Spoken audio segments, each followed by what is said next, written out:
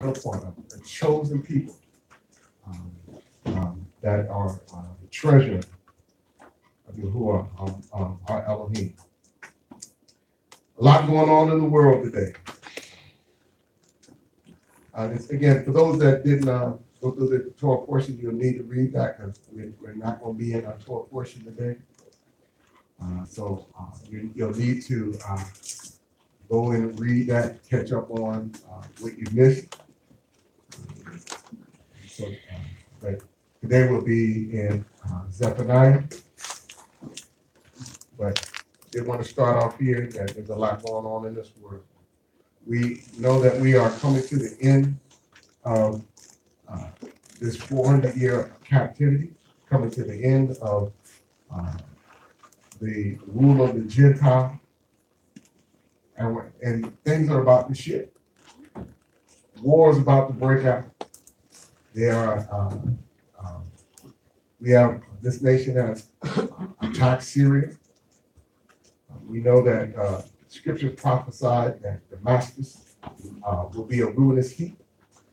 And so we see that the war that is going to destroy that city is about to happen. Damascus has never been destroyed before.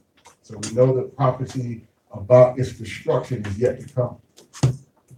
And so Russia, China, all of these nations that are lining themselves up with Syria, they are threatening to retaliate because of what this country has done. And when they retaliate, it's not going to be, the war is not going to only be in the Middle East, but for the first time it will be on this shore, this continent.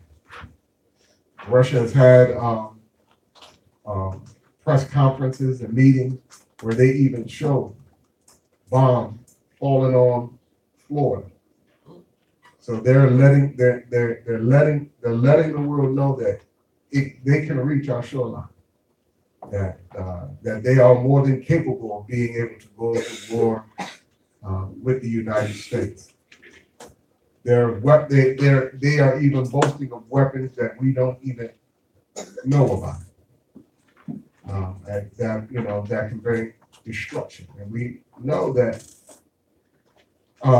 this Babylonian system, Babylon, the United States, will go into judgment, and it will be destroyed.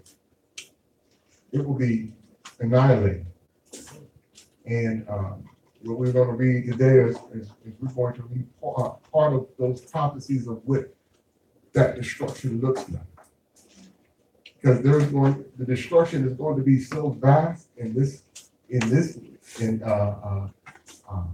land.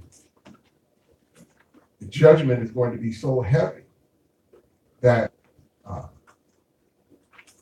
mankind, to see another human being is going to be to find rare gold. It's going to be so much destruction. We know that when the Messiah returned, he said that he's coming back with a sword.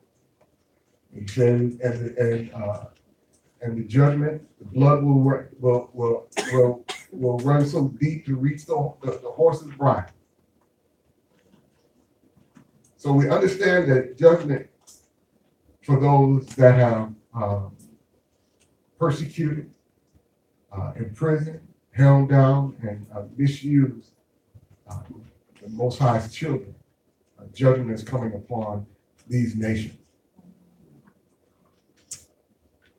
That means all the nations of the earth are going to witness and experience some form of judgment, some form of persecution, because all the nations that we've been scattered throughout the four corners of the earth, our people have been misused and persecuted. But we were in that situation because of our sin. Because we would not follow and live according to his laws, statutes, and commandments. So yes, the nations went further and went beyond what they should have done. And for that, they will pay a price for it. But we're waking up to understand our place, where we belong as a nation of people. The law, and we must follow the laws that have been given to us, that our forefathers, our ancestors agreed on Mount Sinai. It said that we would all follow them, that we would do all that Yahuwah, our Elohim, has asked of us. Because of that, he gave us great promises. Promises that are amazing in its nature. They are so vast and so deep that any nation that just comes near, that decides to follow the laws, statutes that come out of their nation, to follow our laws and to become one with us, they will be blessed as well. But that was prophesied that they would be. He told Abraham that all the nations, through your seed, all the nations would be blessed. Why? Because the blessings that are going to fall upon us are going to be so vast that they will spill over to all those that believe as well. They can't help but be blessed. He also said that, for a surety that we would go into captivity for 400 years, and in 400 years the Bible. And so when that happens, we see things lining up. And so things are about to happen that we need to have our hearts prepared for. And I say prepare because we need to understand that our scripture, our history book, has not only given us a history of our people, but it's also given of prophecies of what our people and what the world is going to go through. This book was written about us, for us, to us, so that we would know who our Elohim is, and so that we would once again in this last day awaken to follow our roots and to do according to what the Most High has called us to do. We're going to start in Zephaniah, the first chapter, verse 1.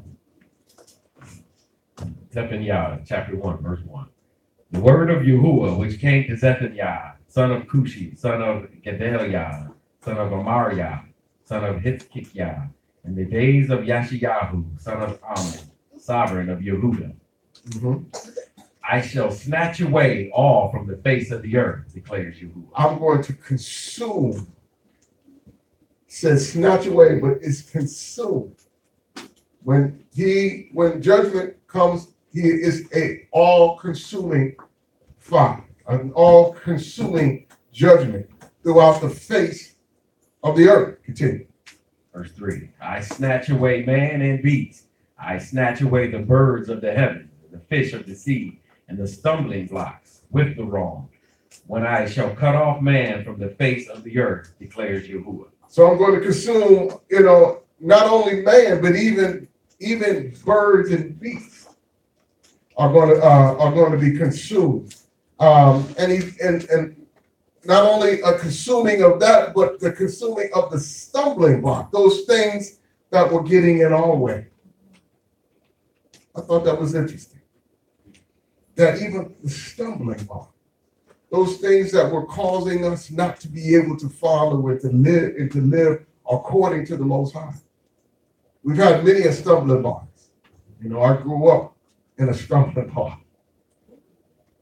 in a system that did not introduce me to following his law, statutes, and commandments, but a system that was taking that away and saying I no longer have to follow that. That those things had been done away with. That they were nailed to the cross.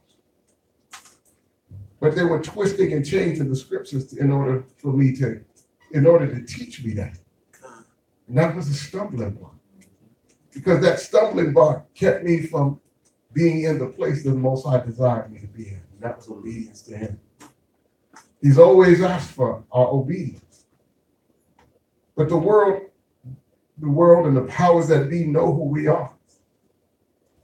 So in order for them to be able to rule and to reign and to be able to have the way they needed to keep Yashriel down, keep them at the bottom, keep them in a state of curse, of punishment. And so they teach you, well, all of the laws are done away with. Because if they can get us not to follow the law, statutes, commandments, then we're in disobedience. And as long as we're in disobedience, we're going to exhibit those curses that are found in Deuteronomy, the 28th chapter, 16 through 68. They've done a great job of doing that. Because many of us, we struggle with thinking that we can even accomplish following the law. But he said they're not grievous.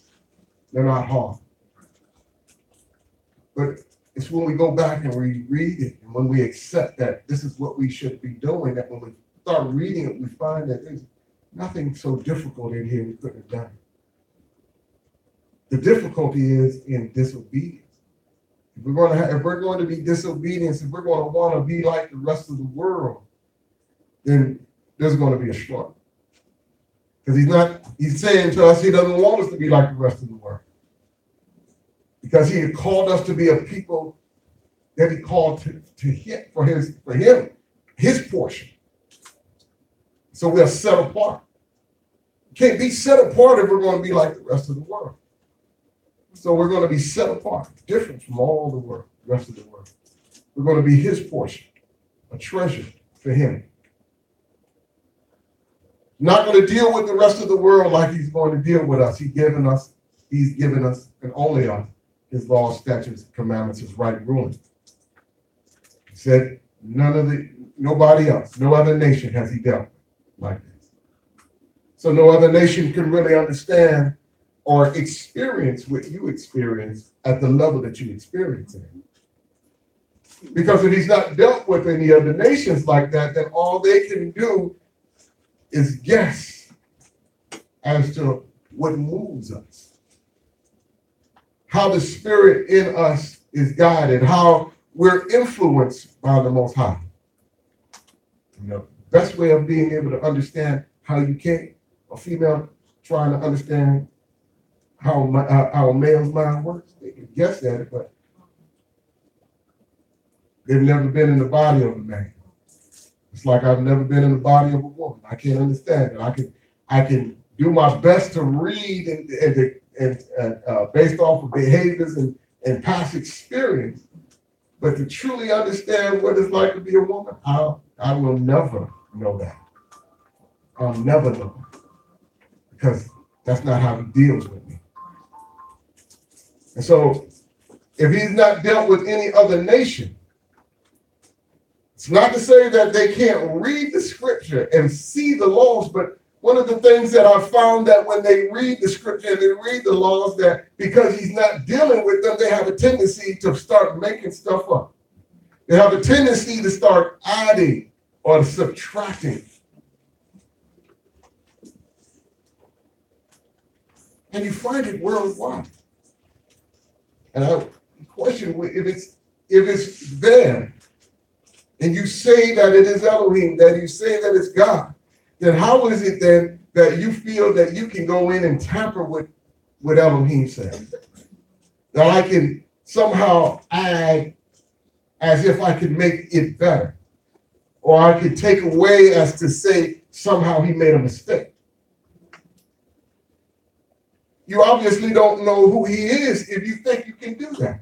If you think that that's even something that's vital, that I could get away with that, obviously I don't understand who Elohim is. And obviously I don't believe. I don't truly believe. Because to know him and to know his scripture, you know that he does not change. You know that he is righteous in all his ways. He doesn't have to come up with a plan B. So if he called a people, created a people, he doesn't have to have a backup plan to be able to accomplish what he wants with these people.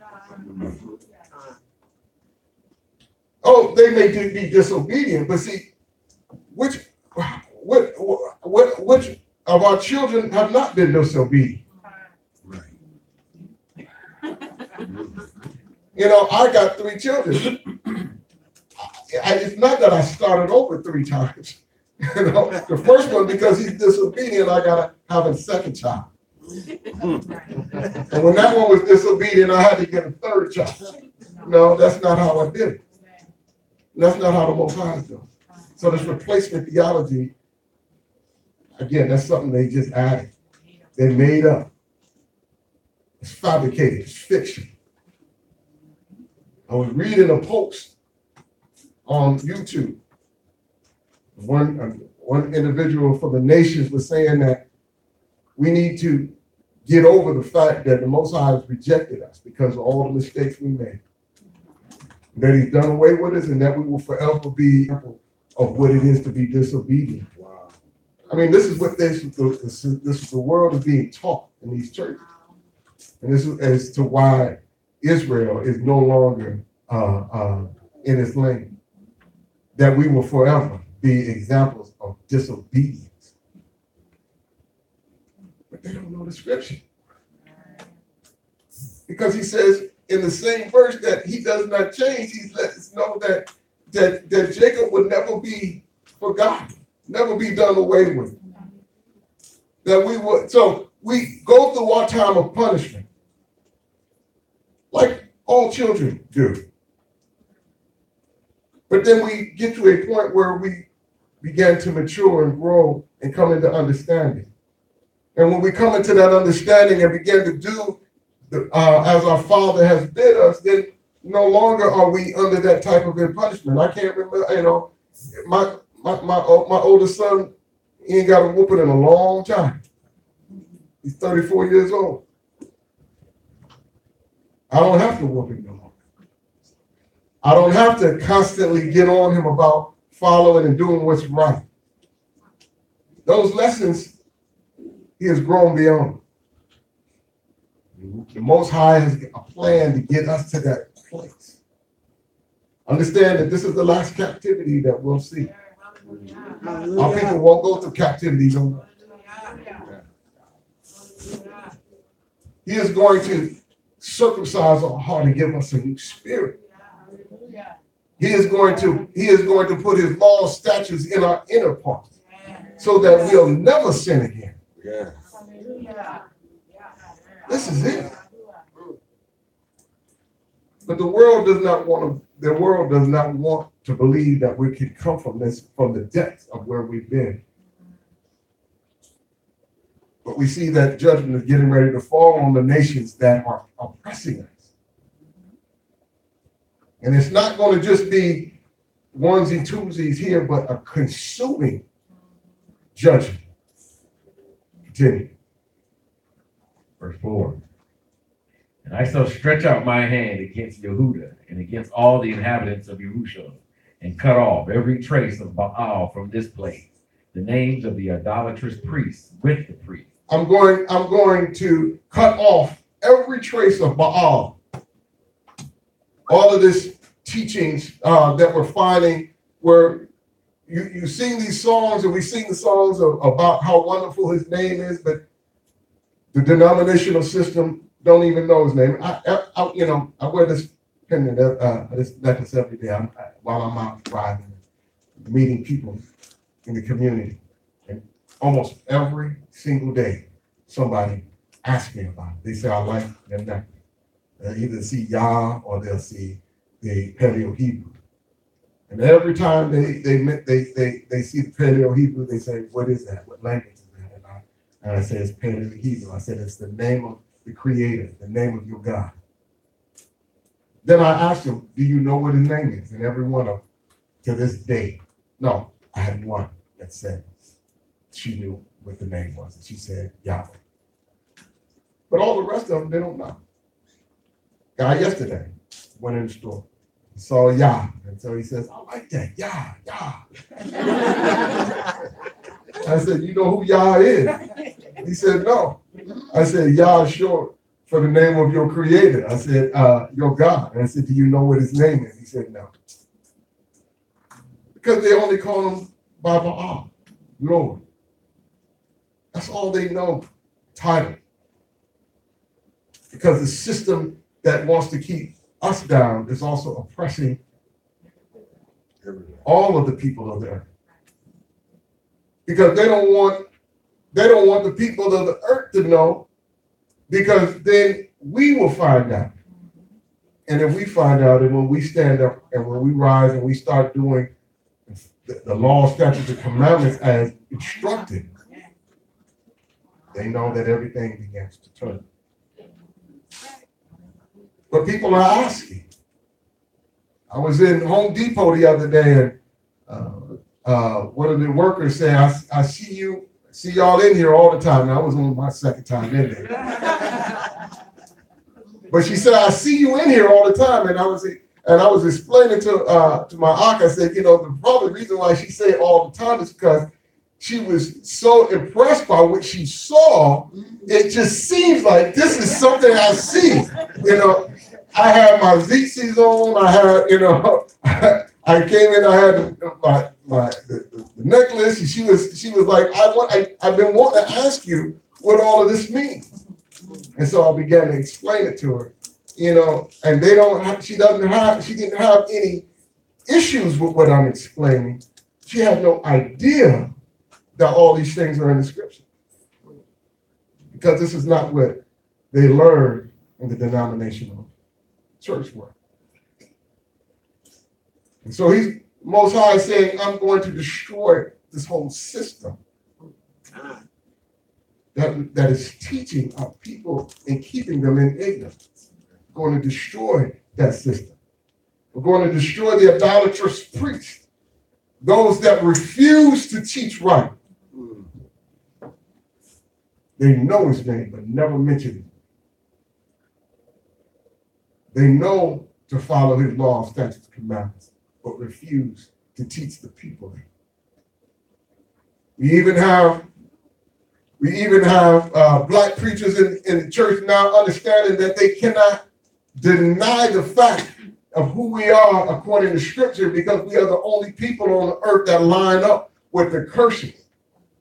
So it's irrefutable who we are. So they began to accept the fact that we must be the chosen people. But because they want to hold on to their doctrine, they say, but we don't have to keep the commandment. Now, I find that to be crazy. Because if you read in the scripture and found out who we were based off of the curses, what makes you think that we can stay in that condition and then be right? And then they say, well, Hamashiach came, or Messiah came, and now we're under grace. Well, then if we're under grace and no longer following that, then we would not be identified by the curses. Because you're identifying us based off of the life and what you see in this country, which are lining up with the curses. So we didn't get to this country before the Messiah. We got here after the Messiah came and died. And if the curses are still on us after he came and died, obviously we're doing something wrong. What is wrong? We're not following his law, statutes, and commandments. So if we see that we're still in the condition, even after Messiah, then what do we have to do? We have to turn back to following his law, statutes, and commandments and be obedient. Doesn't mean grace doesn't exist, because the fact that you had the opportunity to turn means that you got some grace. Right. So grace does exist. And we rest on that grace. Why? Because we're in a foreign land. We don't have a temple.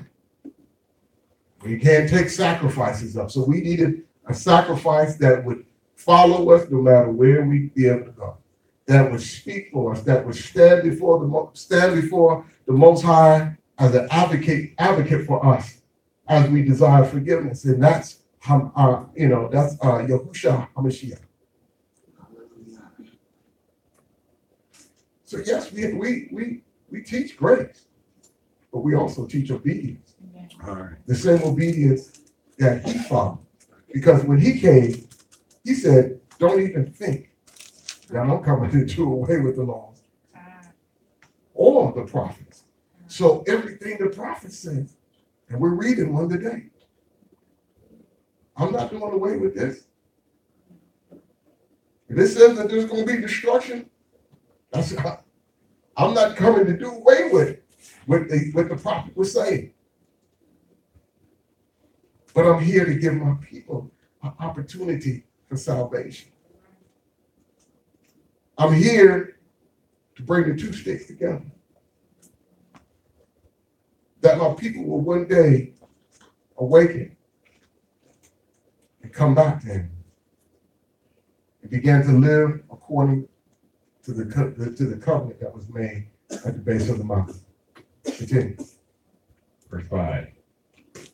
And those bowing down to the host of the heavens on the housetops, and those bowing themselves, swearing by Yahuwah and swearing by Malcolm. So those that are swearing by the heavens, by kings, by all of these systems, they're living their lives by that and come to destroy that system. That's going to be consumed with all those that are falling under judgment. And if you're part of that system, and that's where you're putting that's where you're resting your salvation in, you will be consumed with that system. I don't pledge allegiance to this country, to this land. My allegiance is to Yahuwah. Yes. Elohim. That's why I live. Those are the laws that I am following. I don't have to worry about the laws here because as long as we follow his laws are above all the other laws. We're not breaking none of their laws. We ain't have to worry about, they say, well, you can drive a car and these are the guidelines by which they want us to drive. Fine, I'll do that. That doesn't have anything to do with the laws that I'm following according to the scripture. Torah.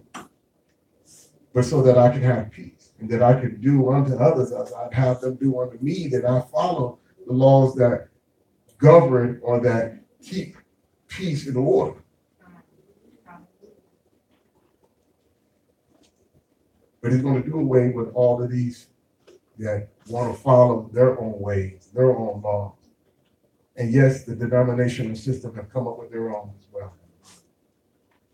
I've said it often. When I was 7 years old, I remember there was a bunch of laws, sins in the church. Women couldn't wear red dresses. They couldn't wear open-toed shoes. They couldn't wear lipstick. They couldn't wear pants. By the time I was 17 years old, all those things were gone. I mean, we could bowl, and I couldn't bowl when I was 7 because I was a sinner if I did that. My mama couldn't wear pants when I was 7, but when I was 17, and I'm thinking, what new Messiah came on the scene? It's because they keep coming up with laws of their own because they don't want to follow the laws that were here. And so they start making stuff up. But the time is over for making stuff up. Because that system is about to be consumed and snatched away. Continue. Verse 6. And those who turn away from following Yahuwah and who have not sought Yahuwah or inquired of him. So we have to inquire. We got to seek after him and desire him. They're not doing that in the denominational system because their focus is only on Hamashiach. His focus was on the Father to do what the Father said. He said, matter of fact, he said, I'm not even going to speak anything unless the Father give it to me to say. I'm not going to do anything unless the Father first show me. But then the denomination systems, I said, we don't even need to look in at his direction. How then are you following? How then can you call yourself Christian when you claim that Christian, to be Christian is to be Christ-like. When Christ says, I'm following the Father. But you say you don't have to follow the Father. All right. It's a contradiction. In Christianity, they said we don't have to follow the law. Christ said, don't think that I've come to do away with it, because I'm going to fulfill it. I'm going to do everything that's written in the law. See what I'm saying? Well, they make stuff up because they weren't given this. So they just make it up as they go, which suits them. What's the best thing going on right now? Well, we'll adjust the laws to fit how I want to live my life.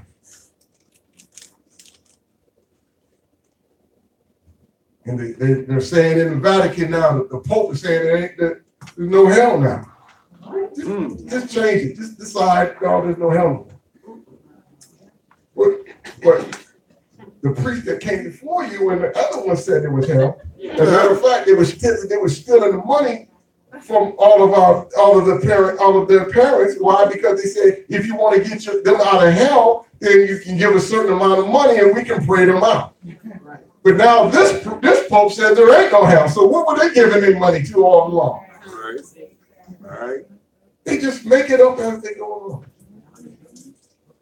They made up the Sunday worship. It's not in the scripture. So where did they all of a sudden decide, well, that's not the set apart day anymore? Because they make it up. Why? Because he's not dealt with any other nation like he's dealt with us. Our desire is to please him.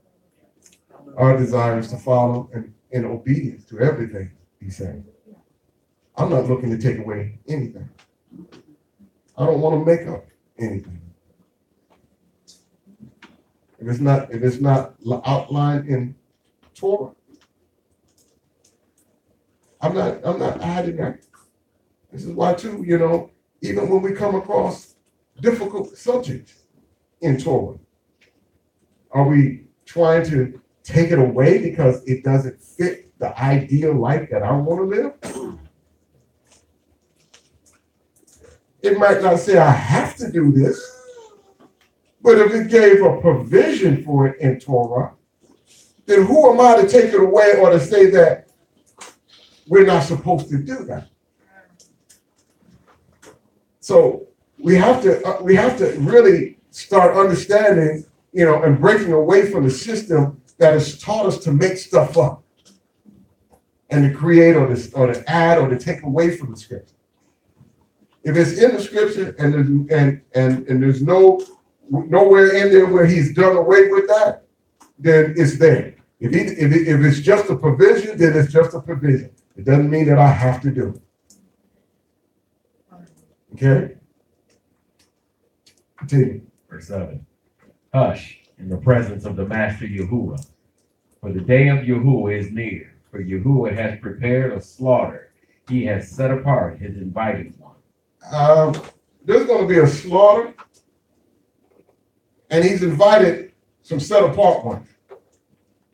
They all want to see, because they've been around this throne waiting and asking, when are we? When is the time of our vengeance going to happen because of what has happened to us? So he's inviting them to see. Okay, judgment is now falling on the nation. Now the nations want to cry out. And he's like, be quiet, hush. Woo, woo, woo. You don't talk.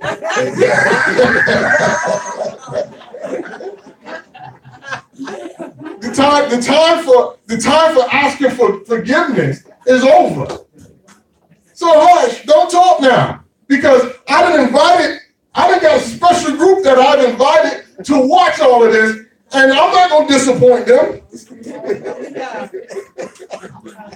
Keep it quiet, because we're going to continue this. No matter how much you don't like what's going on. When my son, the oldest one used to get more whoopings, I can always go back to him. He's the one that, I used to give him 2-hour lectures. That's the time to talk. That's the time to ask Dad, Dad, I'm sorry, but I always ask him, do you understand? Yeah, you ain't got nothing else to say. No, okay, I'm taking my belt off. And then as soon as they get that first smack on the button back, they want to start talking then. I won't do it no more. What happened in the 2 hours that I was talking? You cracking that whip, and now I'm sorry, I won't do it no more. Hush.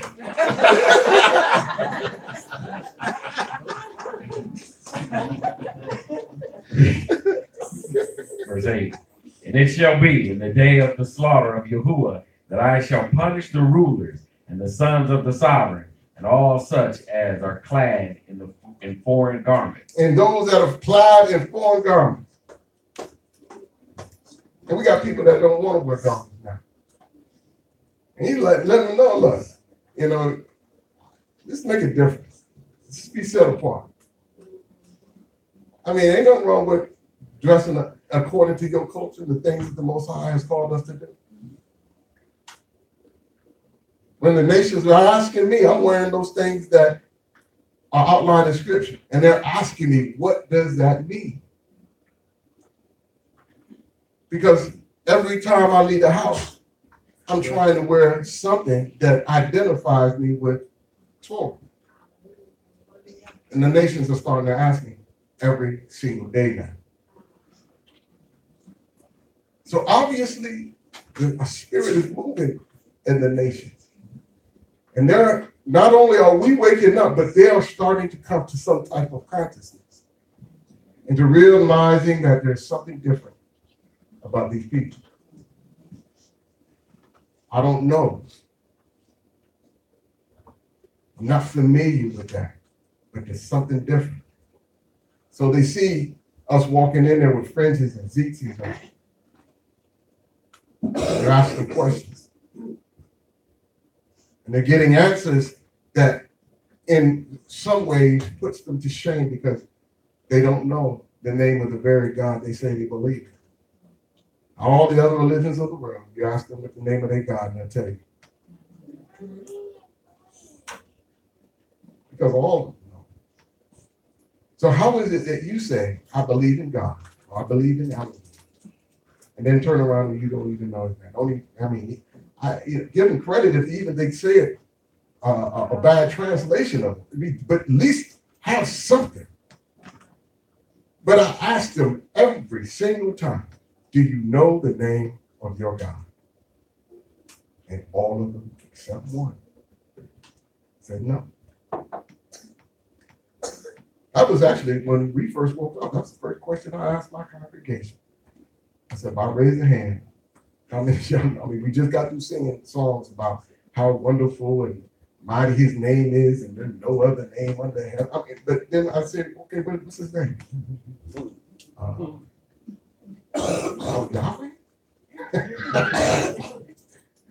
You know, you grow up in this system and you don't know his name.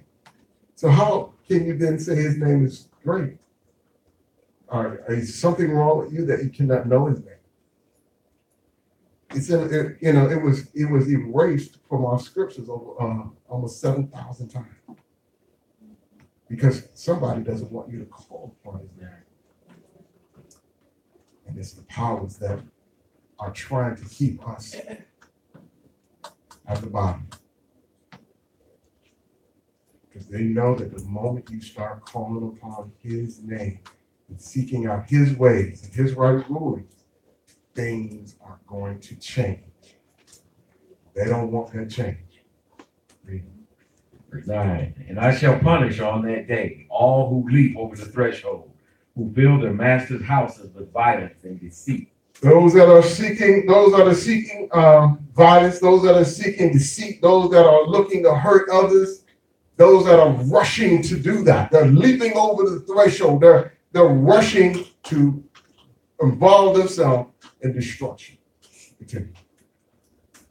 10. And on that day there shall be, declares Yahuwah, the sound of a cry from the fish gate, and of a howling from the second quarter, and of a great crashing from the hills. Mm-hmm.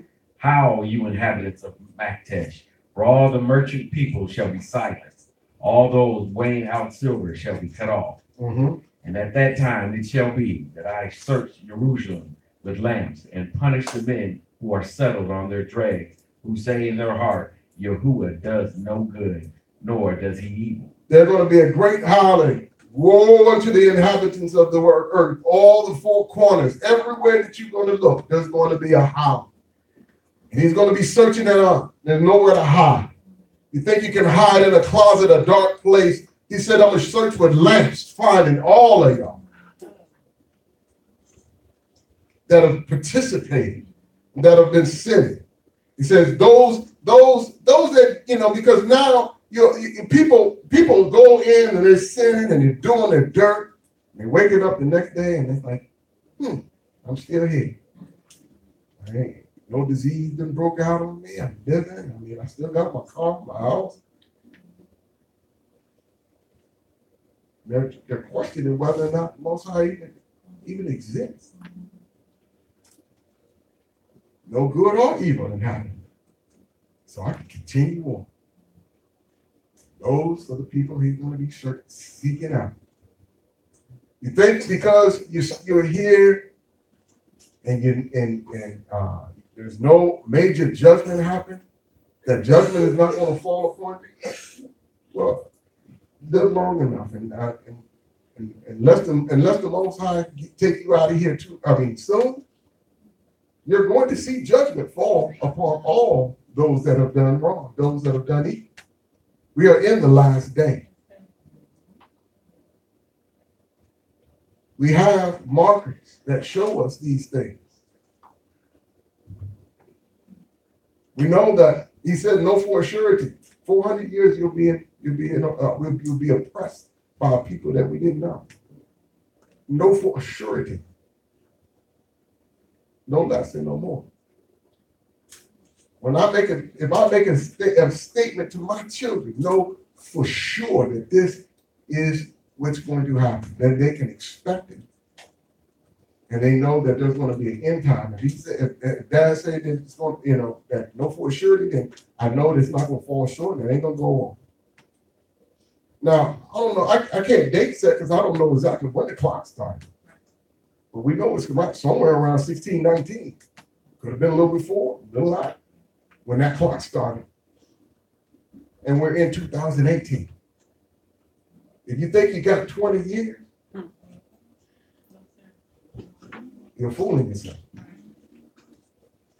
Read 13. And their wealth shall become plunder, and their houses laid waste. And they shall build houses, but not inhabit them. Mm-hmm. They shall plant vineyards, but not drink their wine. Mm-hmm. Near is the great day of Yahuwah, near and hurrying greatly, the noise of the day of Yahuwah. Let the mighty man then bitterly cry out. It's happening, and it's happening quick. Things are moving faster and faster and faster. So fast that most of us can't even keep up with all of the things that are happening. And they're in the scripture as prophecy that they will be happening. The nations are aligning and coming and doing exactly what the scriptures say would happen in the last day. If you think your grandkids are going to grow up, or you think you got little kids now that are going to grow up and give you grandkids, it's not going to happen. It's happening. We're moving rapidly towards that end, towards this judgment. Continue. Verse 15.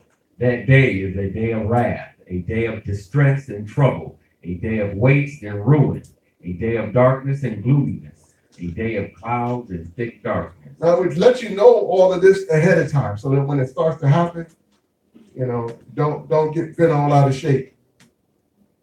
Because he is pointing out in the scripture so that you'll know. So he's letting you know ahead of time so that you know that his words are true. So when this happens, hopefully you will have gotten yourself together, because you don't want to have this mindset. Well, I'm a wait and see.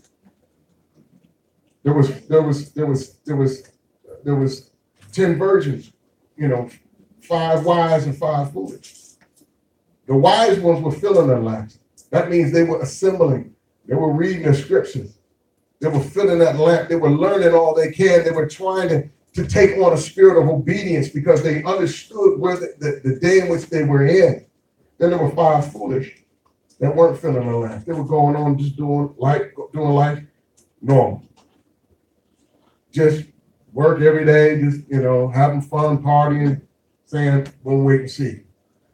That's a foolish way of going about it. But the bridegroom came in the middle of the night when they were all asleep. They weren't ready. Those that were looking, those that were anticipating. This is why we go through these scriptures so that you can be looking and be in anticipation of the bridegroom coming. And when the call went out, they were ready. But by the time the foolish got wind of what was going on, they were like, we need, we want to be part of this too. But y'all wanted to wait and see. And so now you don't have enough oil in your lamps. And then they were asking those that did, give us some of yours. And those that were wise were saying, we barely had enough to get in ourselves. Because that's really, we just barely going to be able to make it in. Barely have enough oil. Barely have done enough work. Barely will have learned enough coming out of all of this system of lies that we've been in that we're able to even hear. I just made it. And then the door's going to be closed. And they're going to be left out. You don't want to be that one of the 5 fools. We need to be prepared. He's letting us know. He's giving us all the signs. He's even pointed out Damascus to say it's going to be a ruling city. I want to make sure that this city will be one of the oldest cities in the known world today. Why? Because I need my people that are looking to understand that I'm telling the truth. So this city is still exists. It ain't never been destroyed. But it's about to. And when it happens, understand that all of the other prophecies surrounding that are about to happen. And this country is about to be punished and go into destruction as well. Continue. 16. A day of a shofar and sounding against the walled cities and against the corner towers. And I shall bring distress on men, and they shall walk like blind men, because they have sinned against Yahuwah, and their blood shall be poured out like the dust, and their flesh like dung. Now, they will walk around like blind men. Why? Because they don't know nothing. You don't have to read the Old Testament. It's done away. You don't know nothing. I have no idea what's going on around you. That's by design, y'all. All of this stuff we're reading right now, stuff that is happening in our day. I mean, getting ready to happen. It hasn't happened yet. So why come we haven't been reading it? If it hadn't happened, I mean, I can see if something happened and you say, okay, well, that already happened. We won't see that again. So you don't have to read that. Okay, that's fine. But there's so many prophecies that are talking about the end time and letting us know what is about to happen, what's going to go on in the world. But we say, no, just read from Matthew on, don't even worry about Revelation. Just read from Matthew on. All the rest of that stuff been done away. Keep you blind. Keep you wandering around, not knowing anything. Not understanding who the Most High is. All you do is just say, I just believe him. But you have no clue what his character is, what his, how he behaves, anything. You just because you walk around like blind. Yesterday I saw for the first time in my life blind leading blind.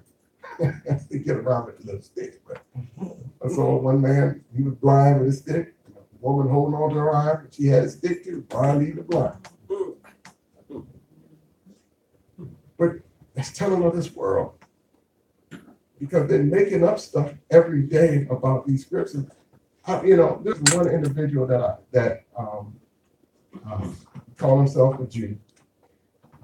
He has a news thing where he tries to keep up with the news going on around the world. I watch him all the time trying to keep up with everything because he's struggling because the prophecies that he was relying on, thinking that he's the people, don't line up. And so he has to constantly start making adjustments. And he's tripping over himself because he's saying that these things are supposed to happen and this is going to happen to Israel because we're here and all of this. And then when things don't happen that way, then he's got to go back and kind of clean that up. Why? Because they're blind. If you don't know who true Israel is, you're not going to get the prophecies of the scripture correct. And so you walk around in blind. And those that are not going to serve him, the scripture says that, they're going to be destroyed like dung, cast out like dung. Ain't nobody going up with a poop scooper in the backyard saving none of that stuff. They cast it away, and they cast it away in places and don't look back to retrieve any of it. Somebody can say, well, there might be some money in there. I'm not looking for it. It has no more value to me. Continue. 18. Neither their silver nor their gold shall be able to deliver them in the day of the wrath of Yahuwah. They're not paying anybody. Can't pay your way out of this. Continue. And by the fire of his jealousy, all the earth shall be consumed, Mm-hmm. for he makes a sudden end of all those who dwell in the earth. A sudden end. Now, those that are watching, we can see things progress, but the world, they don't. As far as they're concerned, they're still 1960. Ain't nothing. Things are just moving on, but all of a sudden, it's going to be like the end of the world.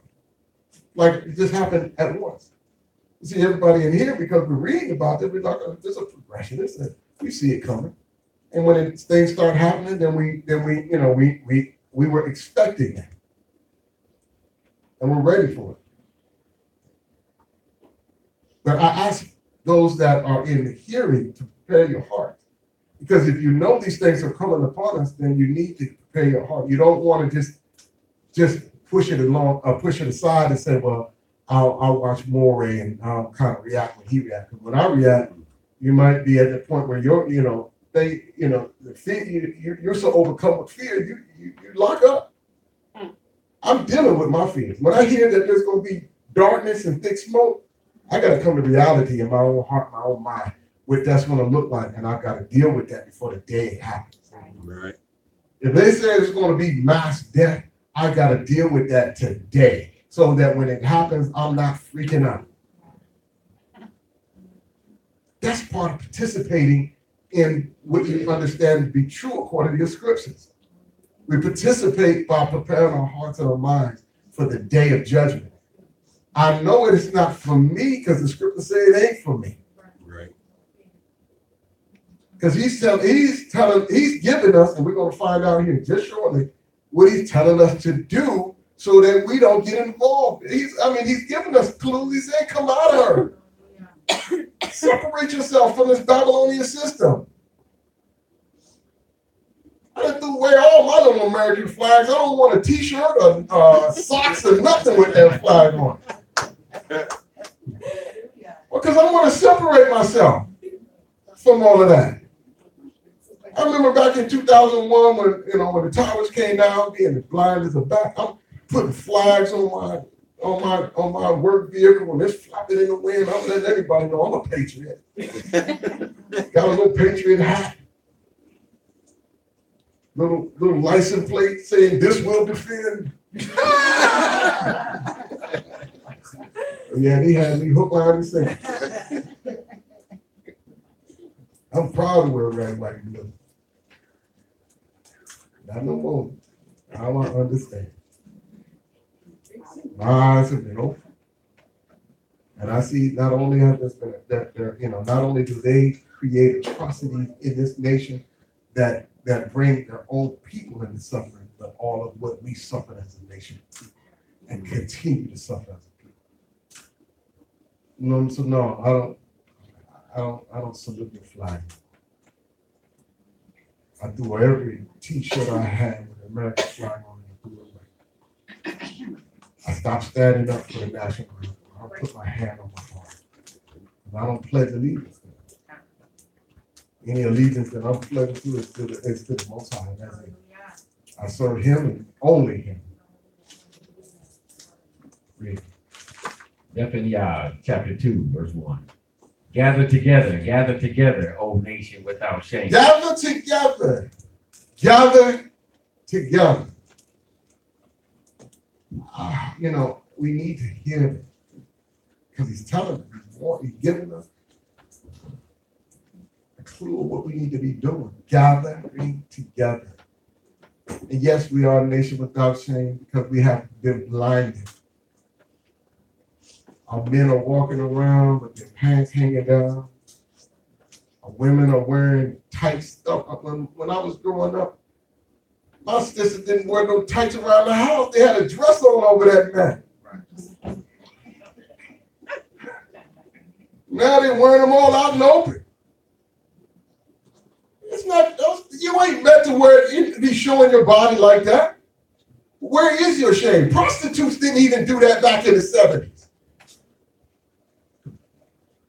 So all of the women now walking around like prostitutes, looking like prostitutes, and the men looking like homosexuals with their pants hanging down.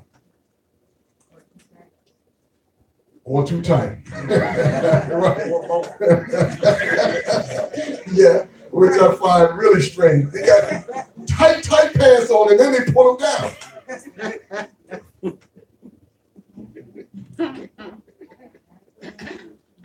Gather together because we need to be washed. We need to cleanse ourselves for the shameful things that we have done in life we've lived. Think the way we think. What we consider beauty. And yes, all of us have been damaged with that. Everyone in this room. If you grew up in this nation, you have been damaged by this nation, whether you recognize it or not. So many women can't even look in the mirror and see beauty because you've been lied to so long that your very skin tone you look at is ugly. The length of your hair is ugly. The coils, curly hair is ugly. The color of your hair has become ugly to you. The color of your eyes have become ugly to you because of lies. And so you spend countless dollars trying to lighten your skin and straighten your hair and get a different color, doing all kinds of things to change your appearance, to appear or to put on the beauty of another nation. Not your own. Not understanding that the Most High has said, you are beautiful. That He has chosen you. And that you are a treasure to Him. Well, if you're a treasure, then why would you change anything about how He's made you? How He has chosen you as a people? But I embrace that. And I cherish them. If He called the people that are of melanated skin, then I cherish my black. I don't want to be a shade lighter. I used to shave my head from the time I was 29 years old till I was 54. Because somehow I couldn't appreciate what the Most High gave me.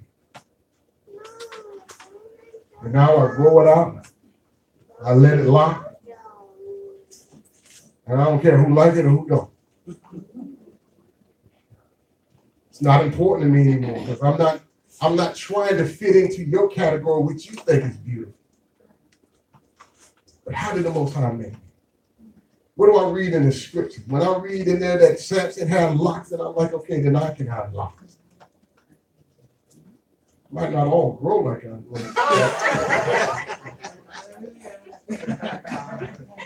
But I got a few of them. show them. That's right. But I'm going to be proud of who the Most High made me to be. And if I don't see beauty in it today, I'm going to keep wearing it until I do see beauty in it. And that's when we gather together. We become a community, and we're living salt. We live in Torah. And we've eliminated the negative influences in our life. Then eventually all of those things that the nations have taught us can begin to wear away. Hallelujah. That's part of what we gather for. So that we can wash ourselves clean of all of the influence of the society. No longer will I want to wear a suit. Give me a priestly garment. Give me a garment that matches what I can read in the scripture. That's the garment I want. I don't want to look like this nation. I'll spend as much money as I have to get my wife a sewing machine to sew on every garment I have. Fringes. And I'll sit down and I'll learn how to make tzitzis so that I can put them on my garment. Because I want to look like what Torah says I'm supposed to look like. I don't care what the nations think about that. But he says, gather together. He didn't say it once, but he said it twice. Gather together, gather together. Continue. Verse 2. Before the law gives birth, the day shall pass on like chaff.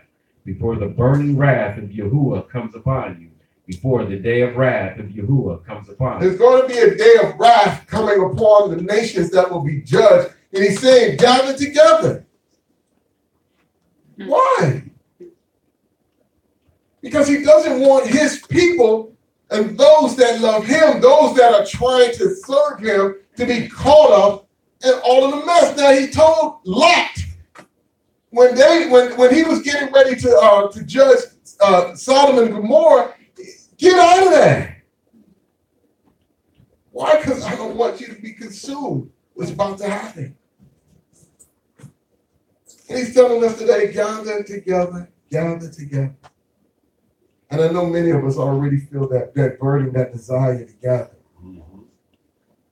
But I'm saying seek it out with all your heart. Don't let it just be something that you eventually start ignoring. But if he's telling you to gather, understand that the scriptures support that, because a day of wrath is coming. And he's saying to you that before this day happens, gather with all of your family, your mishpachah, that are following Torah, that want to serve him, that he is rescuing. Gather together. Continue. Verse 3. Seek Yahuwah, all you meek ones of the earth, who have done his right ruling. Mm-hmm. Seek righteousness, seek meekness, if so be that you are hidden in the day of wrath of Yahuwah. So that we can be hidden, we gather together. If you were in the first Exodus, if you were sitting up in the palace with Pharaoh, you're gonna suffer everything that was going on. You think well, because he's Pharaoh, I can just go in and just maybe camp out next to his front door. Well, you're gonna be camping out with frogs and lice and locusts, getting boils, running around in the dark. All you had to do was gather in Goshen. None of this stuff would happen. Stay in Goshen where you belong, amongst his people. But you want to align yourself with the nation that's going under judgment, you're going to suffer with them. Well, I got a good job.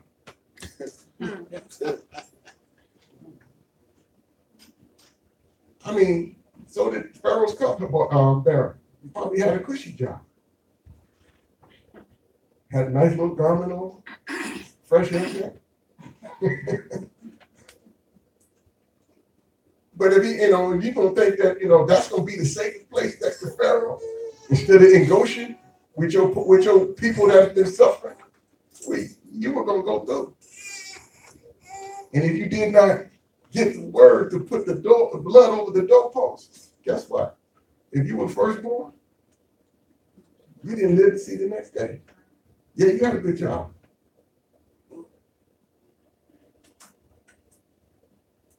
But if he's telling us to gather together, if he's telling us that this judgment is going to fall apart, and we say, well, I got a good job.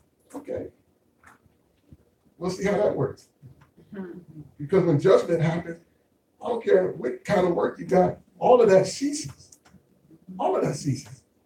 And if you ain't where you're supposed to be, you might cease.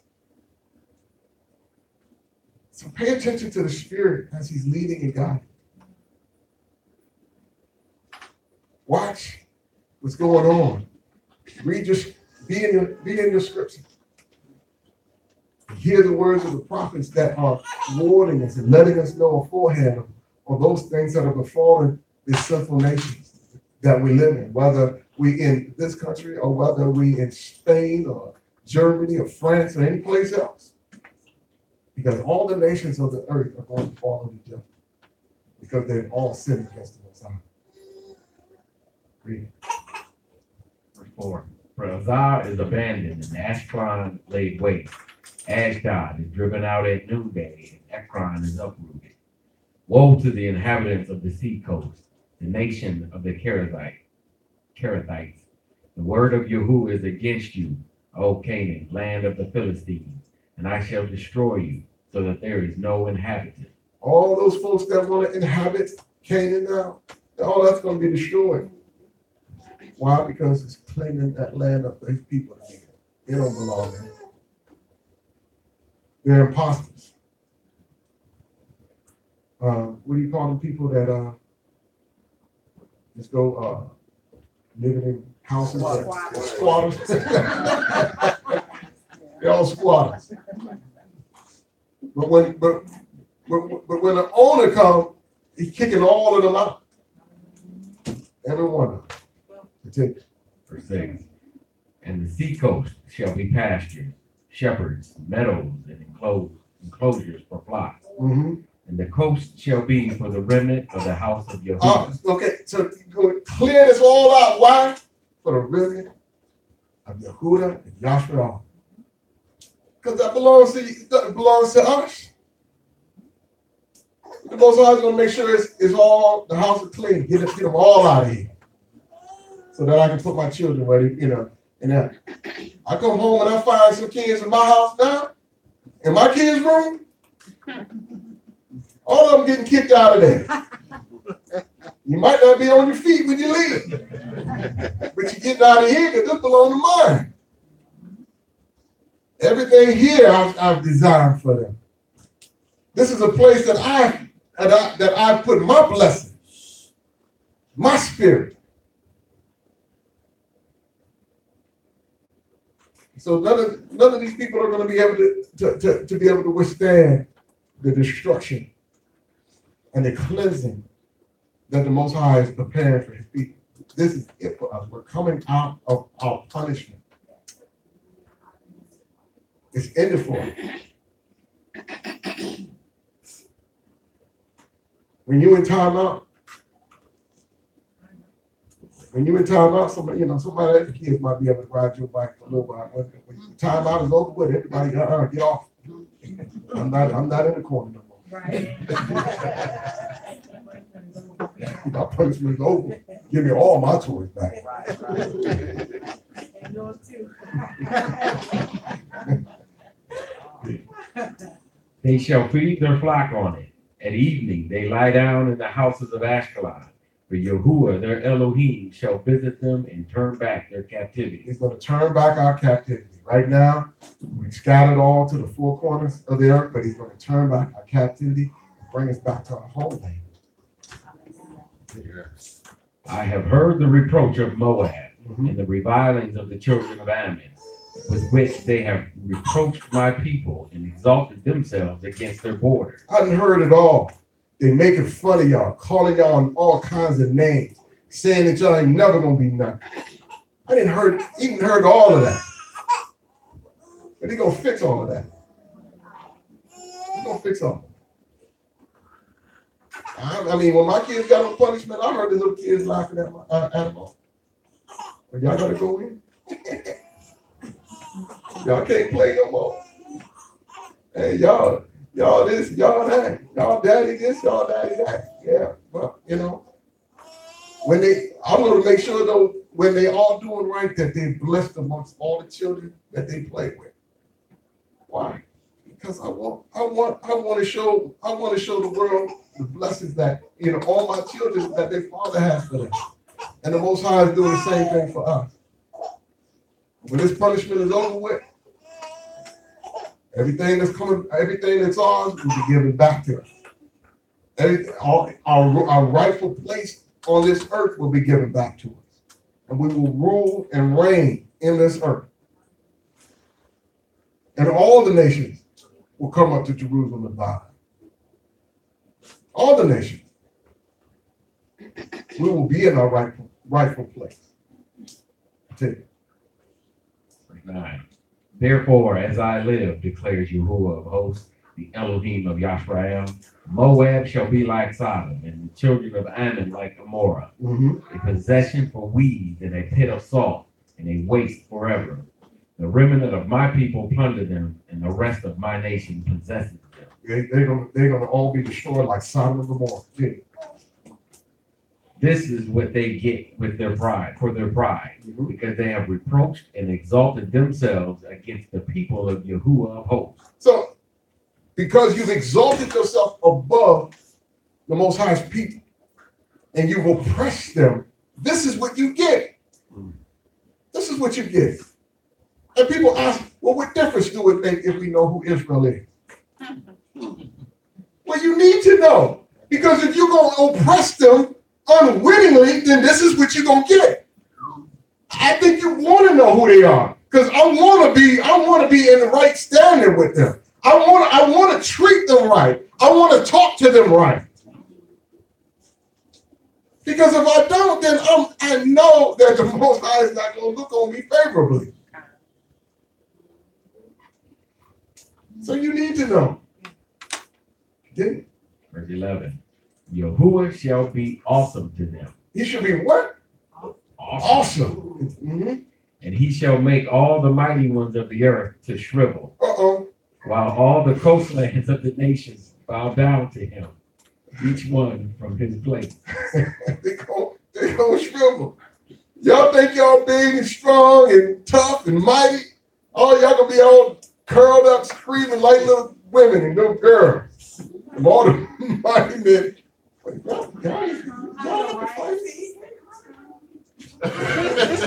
We all shrivel up. Get false other voices. Verse 12. You too, O Cushite, are to be slain by my sword. And he shall stretch out his hand against the north and destroy Asher and make Nineveh a waste, as dry as a wilderness. And groves shall lie down in her midst, every beast of the nation, both pelican and bittern lodge in the tops of her columns. A voice singing at the window, ruin be at the threshold, for the cedar work is exposed. And droves shall lie down in her midst, every beast of nation. That's every unclean thing. And, it starts to name off unclean animals. It starts to name off the pelican and the all of these. This is uncleanliness of these nations. All of these things are going to be subdued, continue, and exposed. Continue. Verse 15. This is the excellent city that is dwelling in safety. That said in her heart, I am it, and there is none but me. There is no country on earth that is more powerful than this nation that we're in today. They said, we it. Most of us, when we go overseas, we have to learn hard lessons because most soldiers, they don't even want to talk the language of the people there because they think everybody ought to talk English because they're so prideful. They think their customs should be recognized instead of recognizing the customs of the people that they're around. You got press that go, news people that go over to different countries, go into Middle East and don't want to cover their hair up. They have to learn the hard way. I don't care what your status or how much money you make. If you're gonna do anything, then you're gonna cover your hair because that's their custom. Just because your pride and your arrogance think you're in it.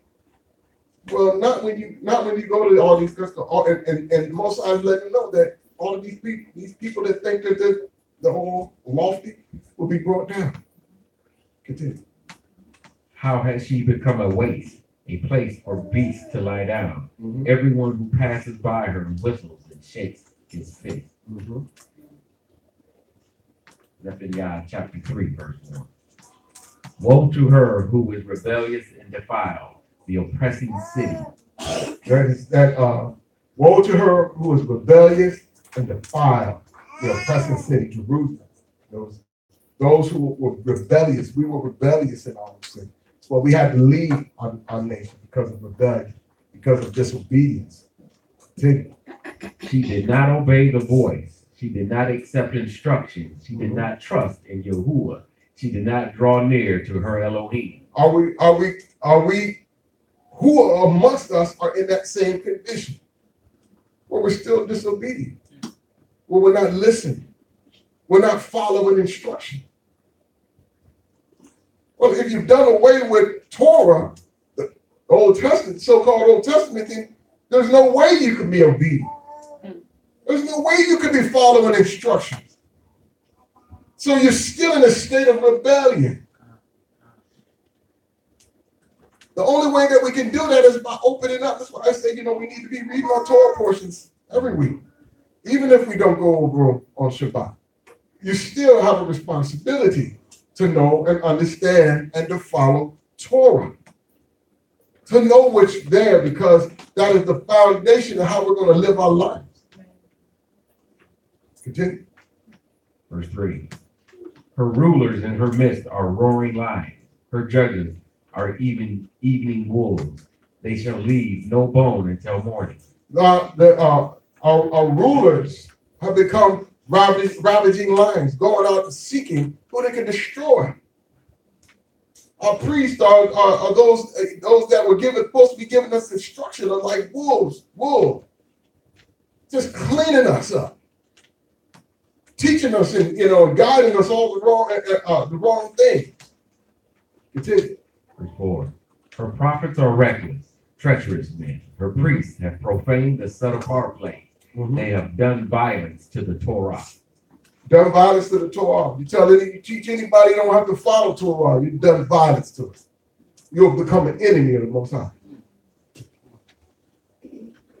Done violence. I've had conversations with people and they say, I don't want to know what it says. All I want to do is follow Christ. I want to follow Jesus. Well, what did he do? Didn't he follow Torah? We already covered that. He said, I'm not doing away with it. So how are you doing away with it? You're doing damage. You're doing violence to it because you're basically saying all that the Most High said I have no interest in, nor do I have desire. That's an enemy. My own kids will be enemies of mine. I come home and they're like, Dad, I'm not interested in what you got to say. Every time I open my mouth, I ain't listening. You don't talk. I'm like, fine. Get out of my house. I cast you out in the outer darkness. I had to do that to one of my. Thought they can come in and say, and just rile up. I was like, Bye, leave now. He come back crying. Want to come home.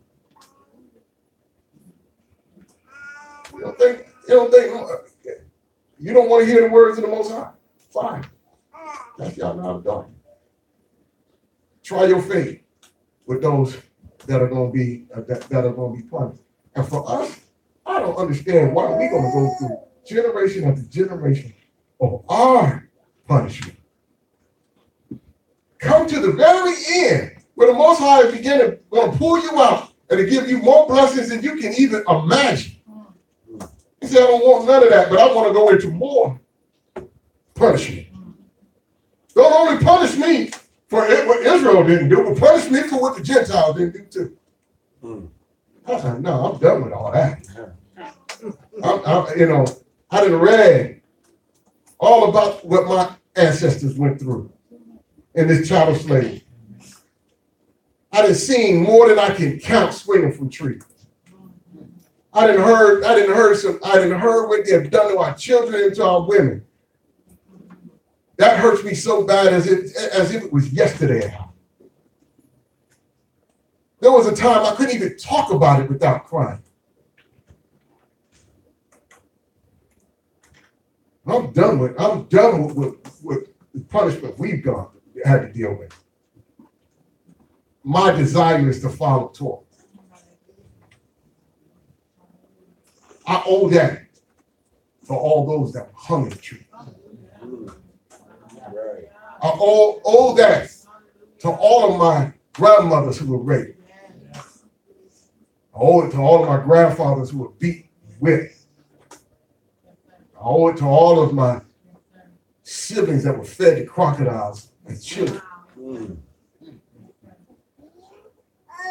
But when we decide we ain't following the Torah, we were part of the system that put them there. I owe it to them to follow Torah. My eyes are opening and I'm not rejecting the truth that I've been given. But I will embrace it and I will live it with all of my heart. Continue. Verse 5. Yahuwah is righteous in her midst. He does no unrighteousness. He does no. So if he does no unrighteousness, then why did he have to do away with the law? That would make the law unrighteous. He didn't have to send his son to fix this. He sent his son to fulfill it, to live it out, to show us what it looks like to walk this thing in the flesh. Because we couldn't do it, or wouldn't do it. So now we know what it looks like. Get on board and follow that. Because what he is showing us is righteousness. Continue. Morning by morning, he brings his right ruling to light. Mm-hmm. It has not been lacking. Not been lacking. Now, again, we're talking about stuff that's going on in the end time. His right rulings, his commandments, none of it was lacking. There was nothing wrong with it.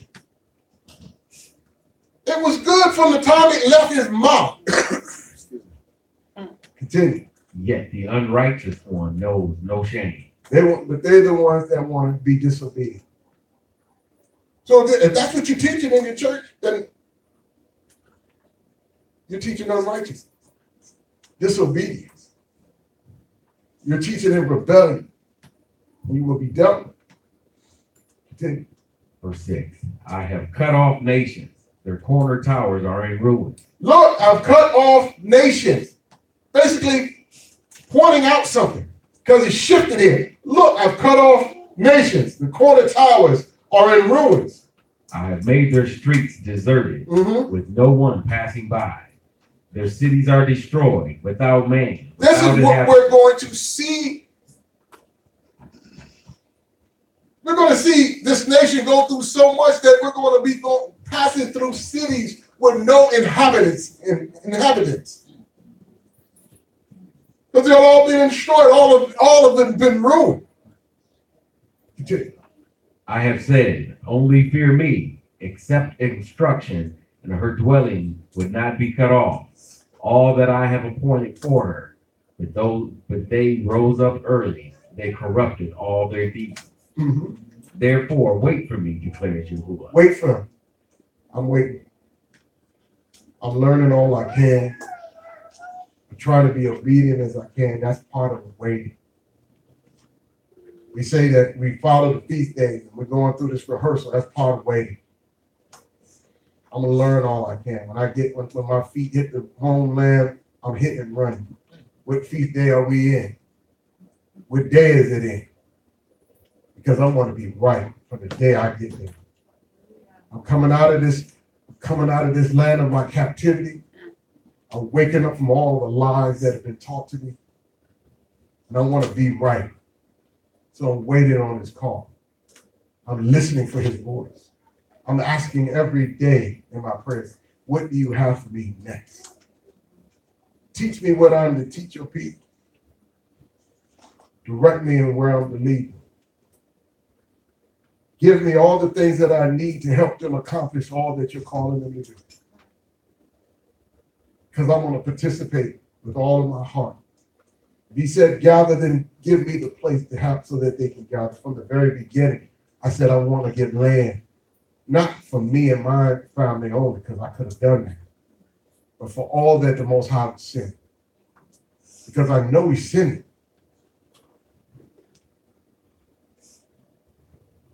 So they have to fill every inch of it. And if we all have to be intense, it don't make a difference. I just want to have a place where all that He said, we'll have a place where we could be hidden when all of this destruction out. That'll be our little Goshen. That's what I'm looking for. But I'm looking for even more. Just like He blessed our forefathers when they were in the wilderness, I'm looking for Him to bless us when we're there. When destruction falls upon all the nations of the earth, I'm going to be looking for manna from heaven falling down the feet.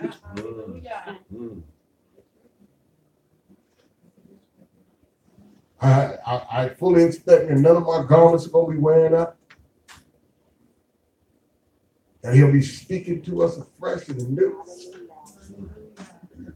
That it will be healing of our bodies, of our minds, of our spirits, in preparation to go home. We can leave this place. We can leave this place. Therefore, wait for me, declares Yahuwah, until the day I rise up for plunder. For my judgment is to gather nations, to assemble rains, to pour out on them my rage, all my burning wrath. For by the fire of my jealousy, all the earth shall be consumed. So He's gathering them as well. He's bringing them all together. Why? Because He's getting ready to pour out His wrath upon these nations. Telling His children, you gather.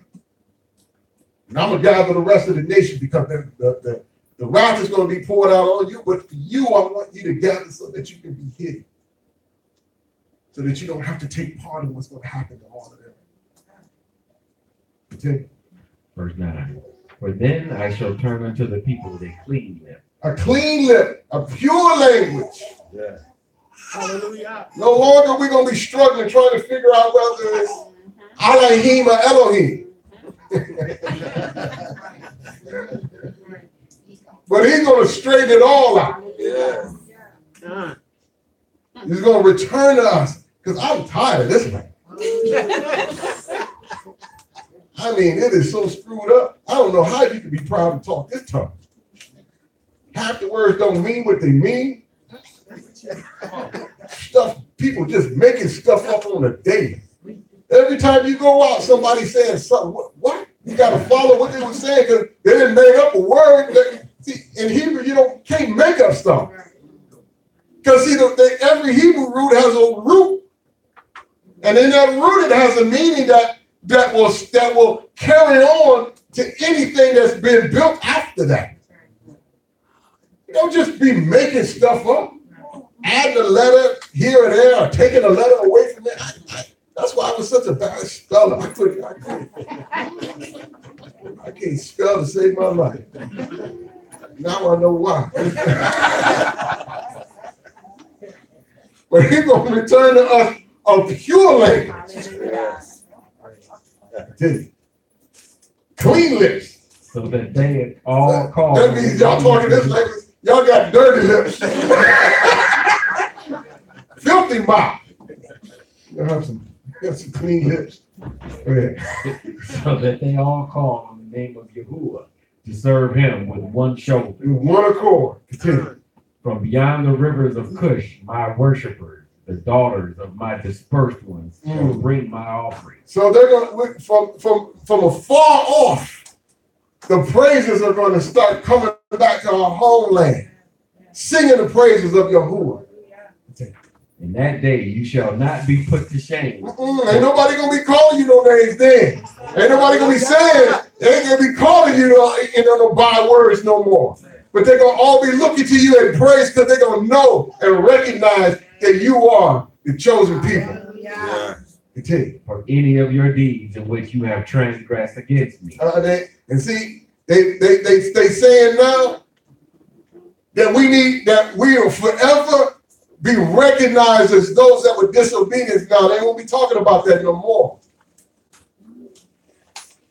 They're going to be saying, we want to serve this great and mighty Elohim that has forgiven you your transgression. That honored all of his promises that he made to you and your forefathers. No longer are you the bottom and the tail, but you're the head. How glorious he has made you a people. But they're going to have to let go of their nation. Don't come talking about we want to be with you when you got red, white, and blue on. Waving the stars and bars. It's not going to work. Read. For then I shall remove from your midst your proud, exulting ones, and you shall no more be haughty in my set-apart mountain. But I shall leave in your midst an oppressed and poor people, and they shall trust in the name of Yahuwah. Poor and oppressed people. You're poor and oppressed. I can't accomplish and do anything without the Most High. Our people have been beat, destroyed. Literally, the fact that we in here today is a miracle. It's a miracle that we exist today.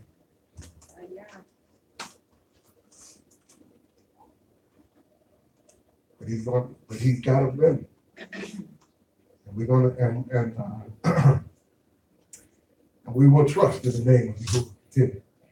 Verse 13, the remnant of Yashrael shall do no unrighteousness and speak no falsehood, nor is a tongue of deceit found in their mouth, for they shall feed their flocks and lie down with none to frighten them. Now, when we rule and reign as a nation, see, I'm not down with these people that go talking about, they're going to be, raping and killing and destroying another nation. But he said that we're going to rule in righteousness. He says that Yashrael shall do no unrighteousness. Now, you talking about raping somebody, that's unrighteous. I heard a sister say that she's gonna use the toilet and make the nations come lick it clean. Wow. This is what the camps were teaching her. But he says, my people are going to do unrighteousness. Yes, we're going to rule and reign, but not in unrighteousness. Just because we didn't been through some unrighteousness, we don't in turn do unrighteousness. Okay? So yes, we will rule. We will reign over all the nations of the earth, but we will do it in righteousness. And we will speak no falsehoods. We won't be lying. There won't be no deceit in our mouth. Continue. Verse 14. Shout for joy, O daughter of Zion. Shout, O Yashrael. Be glad and rejoice with all your heart, O daughter of Jerusalem. Yahuwah has turned aside your judgments. He has faced your enemies. The sovereign of Yashrael, Yahuwah, is in your midst. No longer need you fear evil. No longer will we ever have to fear evil. No longer will we go back to what we've been through or deal with what we had to deal with. The Most High is going to take care of all of that. All we have to do is just raise our hands up and praise to him. The rewards and the blessings that are given to us are so that it's going to overshadow anything that we've been through. So I don't have to have this ill thoughts towards the nation. The Most High is going to deal with them. And he's going to deal with them justly. Because he has taken note of everything that they've done. Nothing will go. I won't have to worry, well, did you get him for this? Well, he hit me 4 times. No, don't worry about that. I got it all written out. Everything and all punishment that is due to all of these nations, they're going to get their due. All we got to do is just raise our hand up and just praise and rejoice. Hallelujah. Because what he has in store and what he's preparing for us is beyond your wildest dreams. Now he's saying this to us. He don't have to say it to the nation. See, because he's coming and he's fixing issues that we have. Because he called us to be a nation that would be a blessing to the world. But we fell. We fell short. When we fell short, the world went without light, without an ambassador, without the example for them to be able to come and cry and desire. So you don't have to promise all of this to the nation. All you got to do is say, I got to get mine right. Because once I get mine right, all of y'all don't want to come right. You'll all want to be obedient. I just got to get mine right first. That's why he says that salvation comes first to who? Right. Yes, to you, because once they say, once they rise, the light that's going to emit and the glory that's going to be on them is going to be so bright that all of the nations of the world are going to want to be part of it. He's already said that, the stranger could be, this is, there's going to be blessings for the stranger, for the foreigner. All you got to do is just get near. You got a money truck with the doors open and money flying out, just get behind it. You'll be rich. But you got to get near it to reap the benefits and the blessings of it. And they're going to overflow. I mean, you try to keep up with all the blessings that this book has promised you. It's too big to contain. It's too much. It's going to spill over to all the nations. All the nations, all they have to do is to say, your Elohim will be my Elohim. Your people will be my people. Your laws will be my law.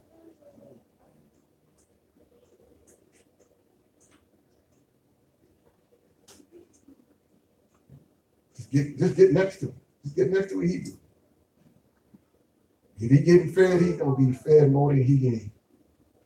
He said, you don't even have to make a promise. I don't have to promise to feed nobody in this nation. I'm gonna feed my kids so much, they're gonna have so much, everybody will be able to be fed. Just make a promise to my own. I remember talking about most high, if he feels, just like a kid. If I want my kids to be a blessing in the neighborhood, I just give them more than they can have. Fill their pockets with M&M's. They give them. Got it, every time they reach their hands in their pocket, M&M's are falling out. I got to get next to them.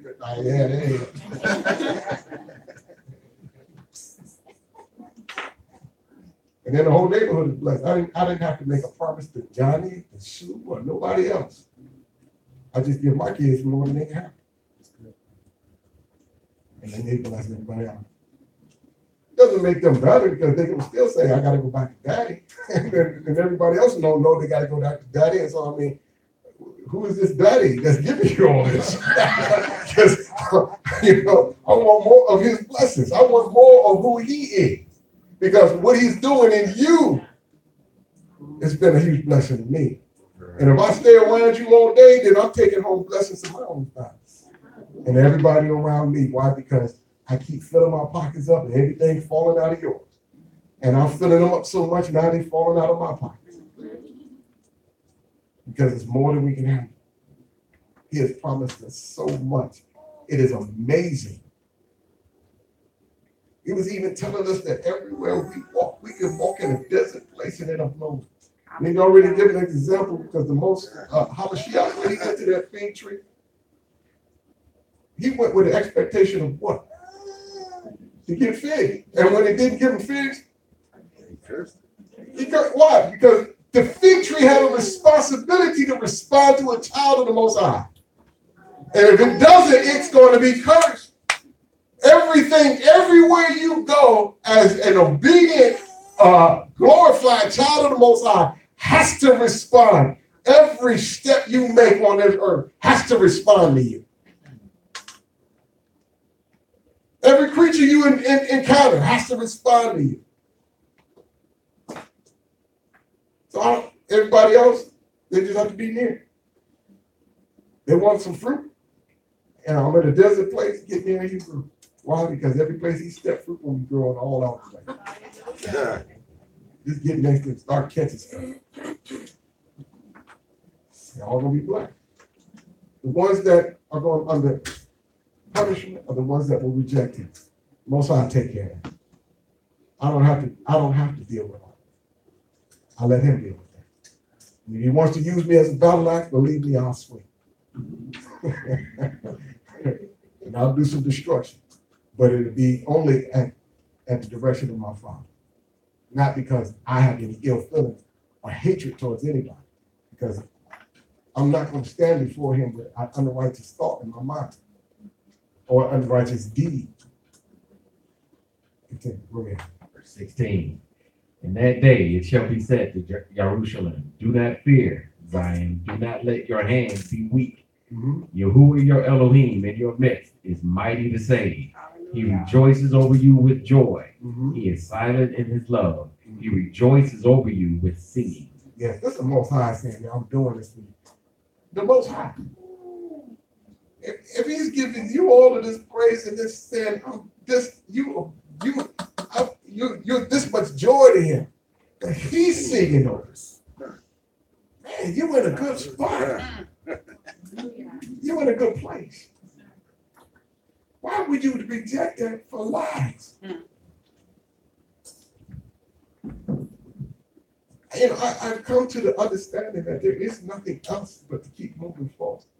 There's nothing you can offer me. No position, no name, no amount of money, no nothing. I have to serve Elohim. I have to serve. There is nothing other than this. There's no other alternative. There's nothing to the left or to the right. There's nothing behind me. My focus is straight ahead.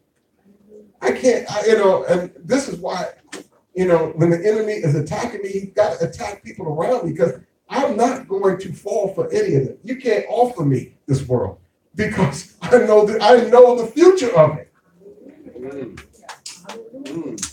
I know what life is like without Yah. And I don't want any of that.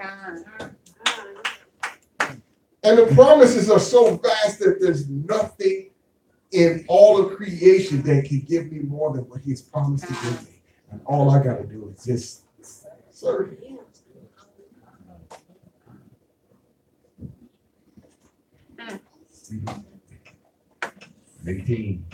I shall gather those who grieve about the appointed time, who are among you, to whom is reproach is a burden.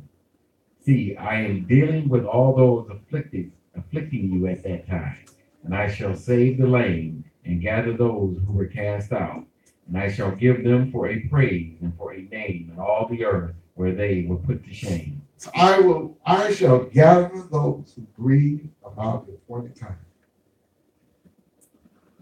I mean, if we've been through a lot of grief with the death of our ancestors because of the sin, because of our own sin, I grieve. I couldn't stop asking for forgiveness when I knew who I was. When I found out who I was, I knew at that point I had committed one of the greatest atrocities of all creation. And that is to reject Yahuwah Elohim. Stop asking for forgiveness. When you come to the understanding of who you are and who you have been created to be, to not feel that place. Man, understand you are committing a great atrocity. One that all of creation will look at you and be shaking their head like that is what the biggest fool that ever lived. It is a foolish thing.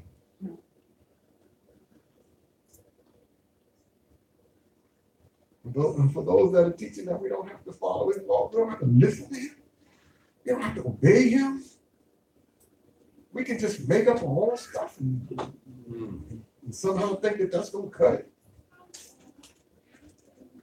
So you might as well put a millstone around your neck and throw yourself in the sea because you get ready to get dealt with.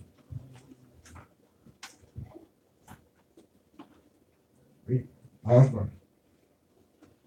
At that time I shall bring you in, even at the time I gather you, for I shall give you for a name and for a praise among all the peoples of the earth. When I turn back your captivity before your eyes, said Yahuwah. Turn back your captivity. I'm going to give you a name that all the world is going to look to and they're going to like, wow, we did this to his people. The whole world is going to know. You're going to give a name that's above all of the nations. I long for that day. I'm tired, but we've been through it. We're at the end. And so yes, I don't have stripes on my back. My foreparents did. My daughter has not been with. My wife has not been with. But those that are gone forward, they have to endure that. They had to endure being hung up the trees, pulled asunder, children being fed out of it, mistreated for hundreds of years. Yes, we endured our foreparents have endured all that, but the nations are going to pay for that. We're at the end. We have the responsibility of waking up. We need to check our hearts, where we're at. Because if we're not running with all of our heart, our might to learn and to live this walk out, then we're still walking in blindness. And blindness is not an excuse. It's not an excuse. Ignorance is not an excuse. Because the scriptures are right here. Yes, we've been told not to read them, but they were right here. Everybody in this room, I don't make no difference whether you ever went to church or not. Somebody in your family had one of these laying on the coffee table.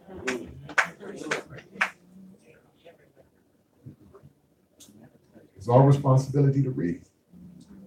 So ignorance is not an excuse. I catch some dude laying in my daughter's bed. I don't want to hear. I didn't know this wasn't my house. I was drunk. No, I don't care. If you make it out of here alive, you might not ever walk again. Because you're going to suffer my wrath for being in the wrong place.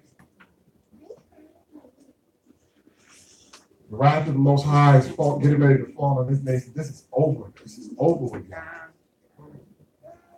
And I can't say that enough because we need to get it into our minds and our hearts that it's about over. It's 400 years of captivity. It's over. And we're about to be set free. Hallelujah. And when we're set free, everything changes. Everything that you ever know, getting ready to flip and turn upside down. We are going to be the head, no longer the tail. And we've never known anything other than that. It's been embedded in us so much that some of us can't even, will have even rejected this because they will not accept the fact that we can be anything beyond what we've ever been. And I'm here to tell you that the Most High has got a plan. He's working it out masterfully. He has blessed you to live in the greatest time of all creation, the time when his chosen people will be glorified. We will be made like his son. Brought into our own, never to experience shame again. I want to be part of it. I want to be part of it. And I want to bring as many along with me that desire to be part of it. So it's why I teach. I have to teach. This is the gift. I mean, I'm not special. I'm not different than nobody else. But I function under a call. And in that calling, he has given me to teach this. No, I wasn't raised in Torah. I believe every word is here. Yeah, there's a whole lot more studying I can do to bring out a whole lot more in these 3 chapters. But I spent enough time. When we was on verse 4, I was looking at the time then, and I was thinking, man, I got 3 more chapters. My passion is for Torah and to live this out and to live this life.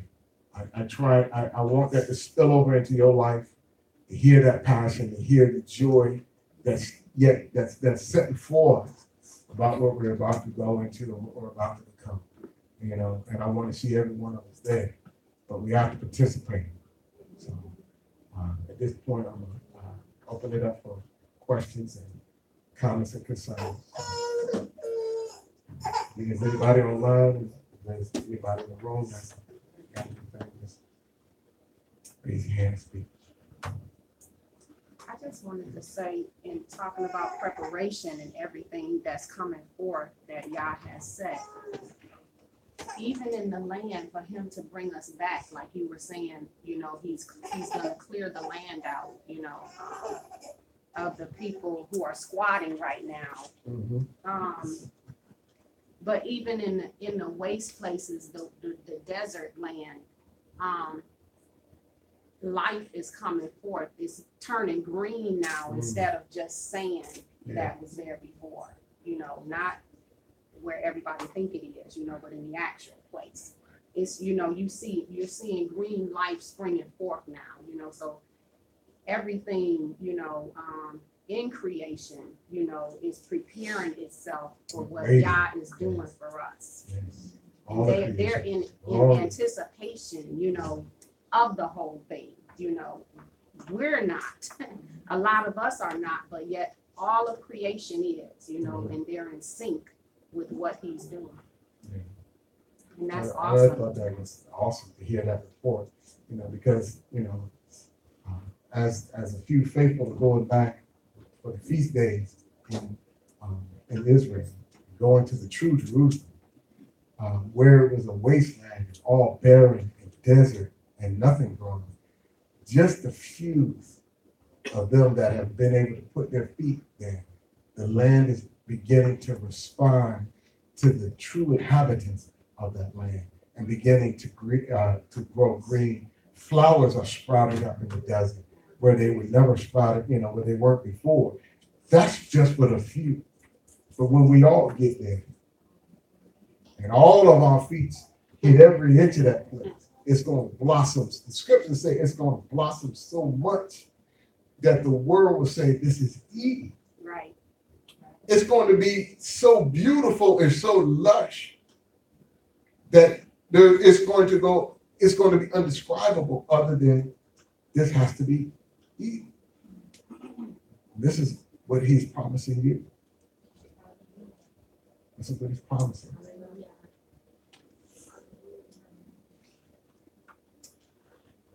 Well, this is our Sabbath. We come together first to eat of the word, and then we're going to spend the next few hours eating and just break the bread and share those things that the Most High has placed in our hearts. And it's been a joy to see Mr. Cobb, Warren, Detroit, come to be part of this celebration on today. Some of my favorite people on the planet.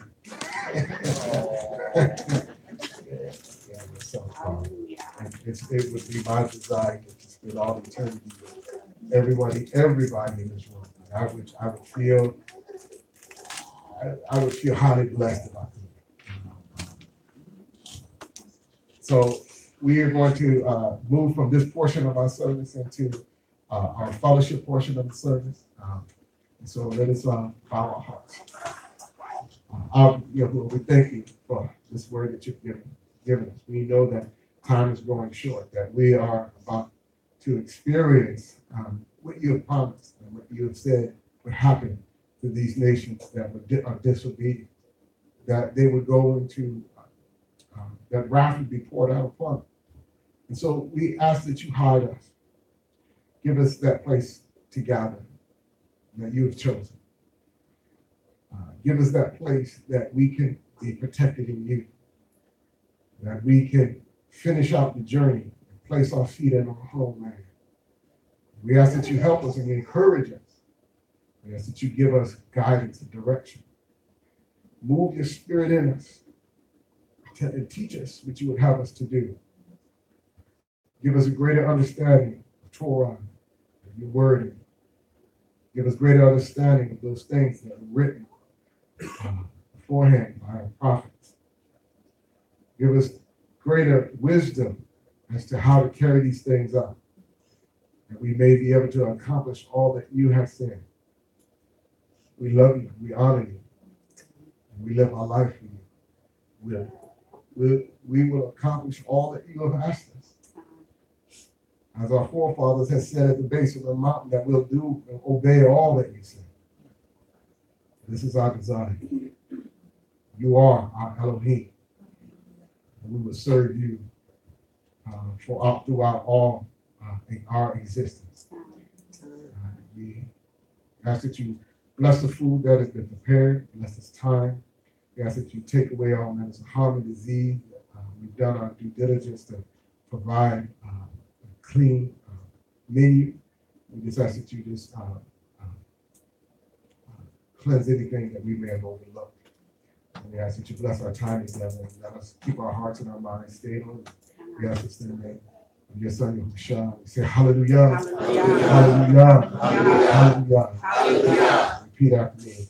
Yahuwah bless you and guard you. Yahuwah bless you and guard you. Yahuwah make his face shine upon you. Yahuwah make his face shine upon you. Show favor to you. And show favor to you. Yahuwah lift his face upon you. Yahuwah lift his face upon you. Give you. And give you. Shalom. Shalom.